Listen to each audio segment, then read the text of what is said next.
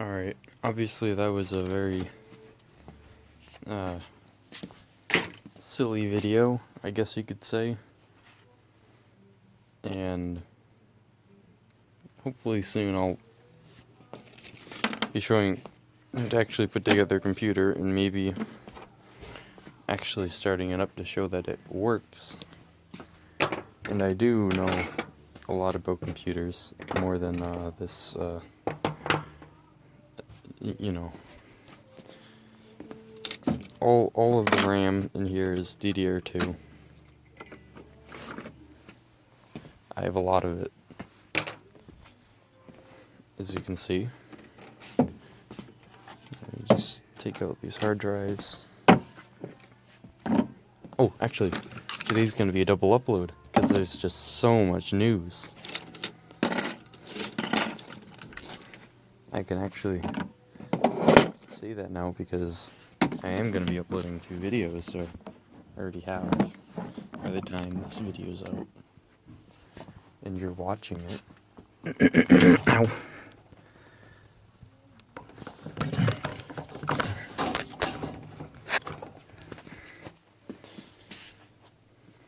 So I'm hoping sometime in the future, I'm hoping to get a better camera that I can record with and will actually want to video edit the footage from, besides the GoPro. Because I'm using my phone right now, which is good. It's the Galaxy S6 Edge. So I can record at 1080p 60, even though I'm recording at 1080 30 right now to actually to save space. And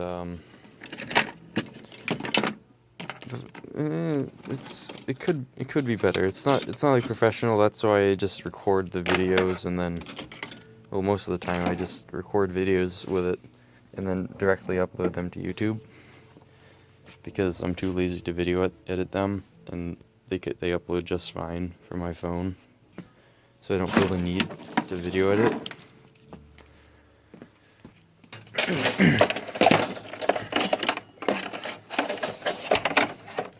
So that's why a lot of my videos now won't be video edited.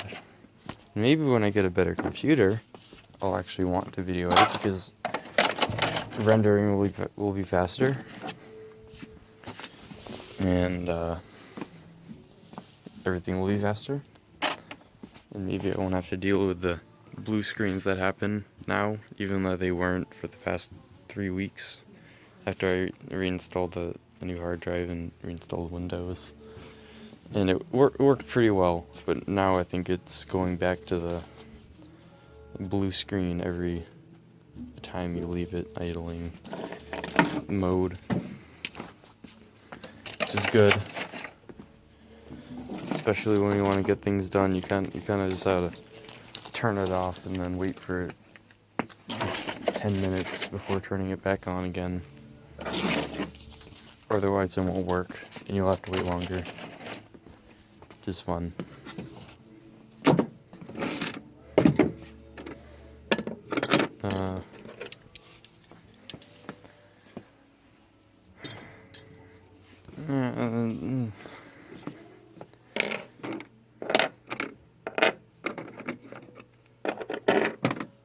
I have a lot of CPUs, Pentiums and Core 2 Duos, and a couple Core 2 Quads. They're not very good. They all have 2 cores basically, except for the AMD ones that have pins and you can get bent. That's the main problem that I have with AMD. I haven't really checked really, but I'm pretty sure they're still using pins for their CPUs, and that's just not okay, because I think everyone knows by now that having pins on your CPU just means that if you take it out, there's a really high chance of one of those pins getting bent, and you're not going to be able, and when you bend it back, you might break off the pin, or you won't be able to bend it back, and it won't work anymore. because if you don't have, if you don't have a pin, or there's a missing pin, the CPU is not going to work, because that pin is most likely required for the CPU to work. So you might as well just leave the CPU and the motherboard right after you get the CPU.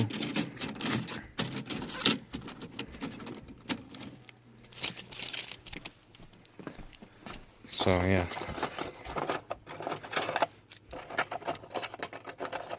I mean, Intel, they've been making pinless CPUs since 2001, 2000.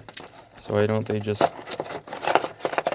Why can't AMD understand this, even though their CPUs aren't as good as Intel ones now, even though they were apparently back in the 90s.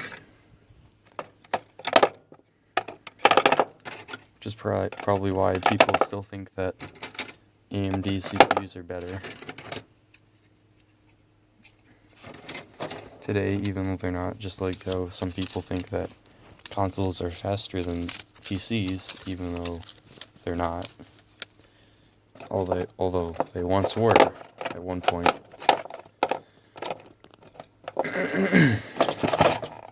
Not anymore. What's this? Is that a...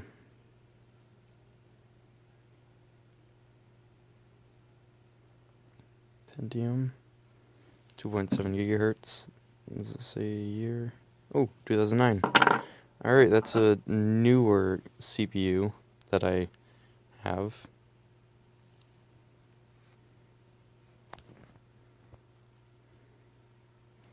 Fancy.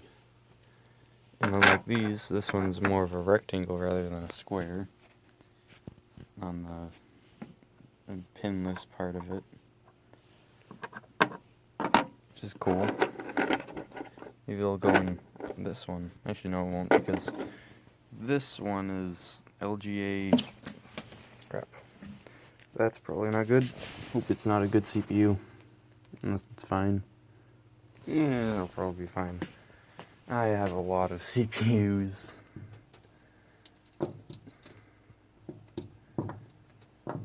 Mostly from the time when I went to the electronics recycling and I just got 13 computers and just took out the CPU and the graphics card only, and the sound card if I had it, and just left them over here until I want to use the case and the motherboard.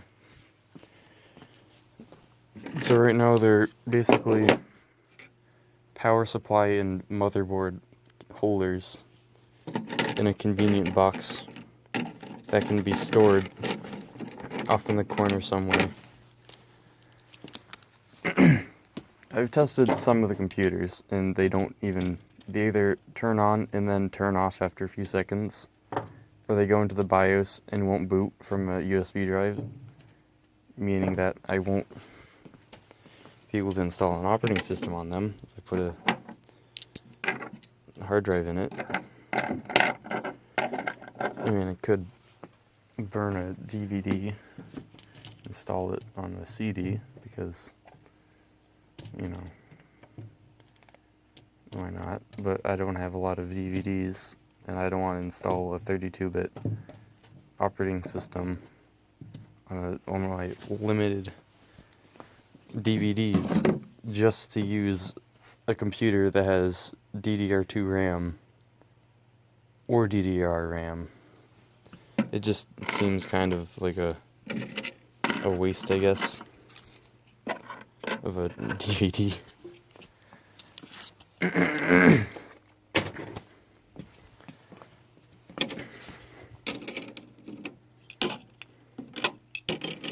Unless I want to install Windows Server 2031, which I already have burned onto a DVD. Yeah, a DVD. Because I wanted a Windows Server 2003 computer, because, I can. It worked, even though I was running it on something that was capable of using 64 bits. I don't care. Then I used the same computer as a FreeNAS server for like a short time before just trying to get a third. Actually, so what I was gonna do. So I went to the electronics recycling again, and then I got a bigger computer that had more SATA slots, so that means I could put more hard drives in, and I'm using that right now as the NAS server, and then I was gonna use the server that I was using as the NAS server for a third Windows Server computer, but then it wouldn't install Windows Server or something like that, and I didn't feel like it, so now it's sitting here somewhere in this pile of computers with the CPU taken out and the RAM taken out and the hard drives taken out with a power supply and a motherboard inside of it. Because, you know, if it's not going to install an operating system and boot from it, then I won't use it. Because if it doesn't have an operating system, then you can't really use the computer. So, you know.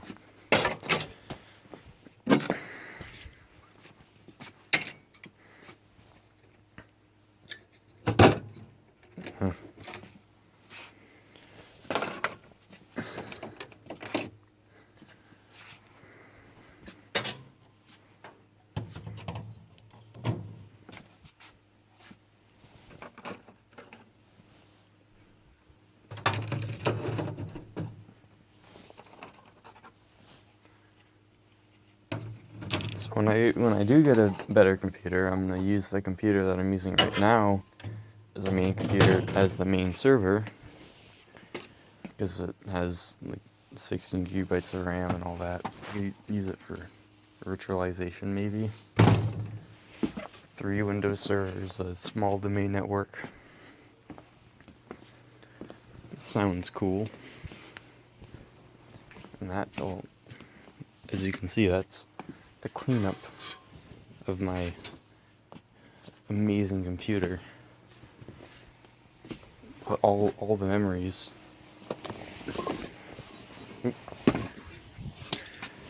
So here's the NAS server that I was talking about. It has 1, 2, 3, 4, 5, 6, 7, 8, no, 4, 5, 6, 7, 7 hard drives. The highest capacity on them is 320 gigabytes. I think there are 250 gigabyte hard drives, something like that. 3 or 4. I don't have anything working that's over 500, and I have 2 of the 500 ones in my main computer over there, because I already have stuff on them, and if I want to use them with FreeNAS, then I would have to wipe them, and I don't want to do that. So, yeah, I have a NAS server, and it works. It's cool. And then I have the second Windows server and the first Windows server. This one is the DHCP server, the DNS server, and the Active Directory server, and it has a Minecraft server on it. And then this one is the Terraria server, the web server, the MySQL server, the FTP server, and that's it. And there are actually people on it now because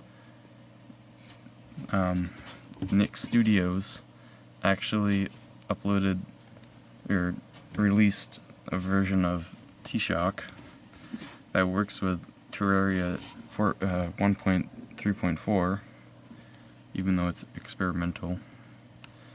So now, even though none of the plugins work with it that I have, so that's good. No plugins. Oh well.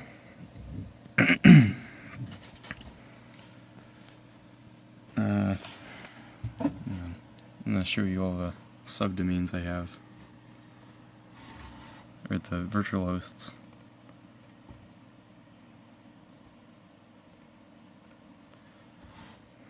I have actually, it's not that many, kind of.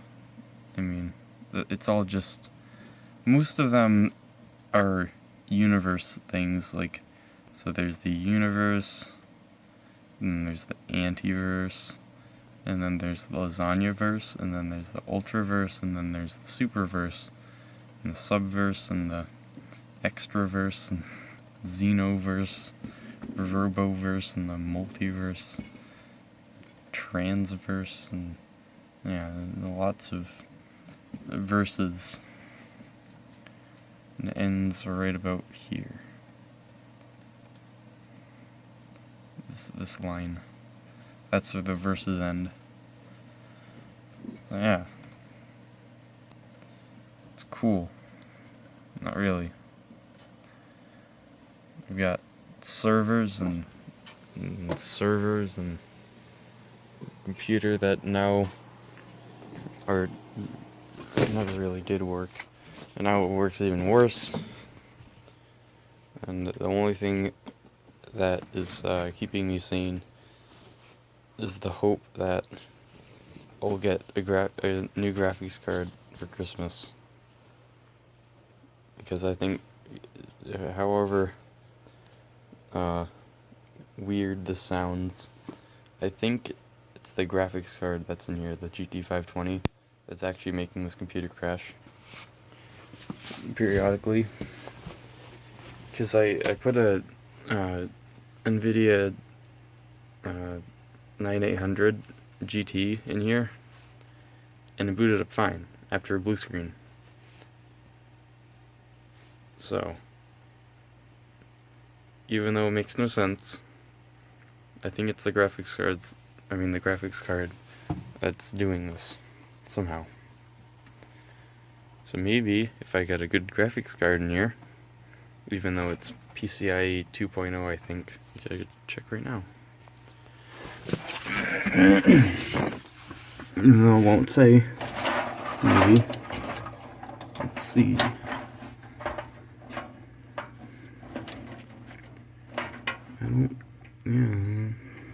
Doesn't say. It's probably PCIe 2, because it's a pretty old motherboard, I guess. I mean, it's got DDR3, and yeah, I don't know.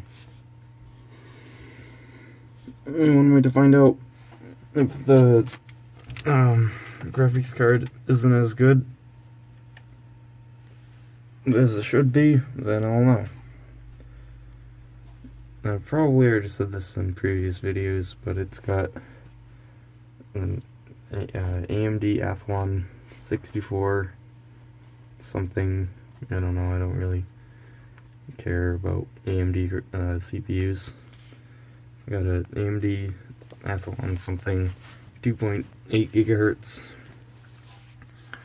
4 cores, 1 thread per core, which means 4 threads for logical processors, 16 gigabytes of RAM, at 133 megahertz, and it's got a power supply and stuff. It's got stuff. It's got stuff. These things. The PCIe 1X slots and PCIe 16X slot, and I don't feel like talking anymore. Whenever I talk on videos like this, I can't talk. So I'm gonna end the video here. If you like this video, which you probably didn't, lick it.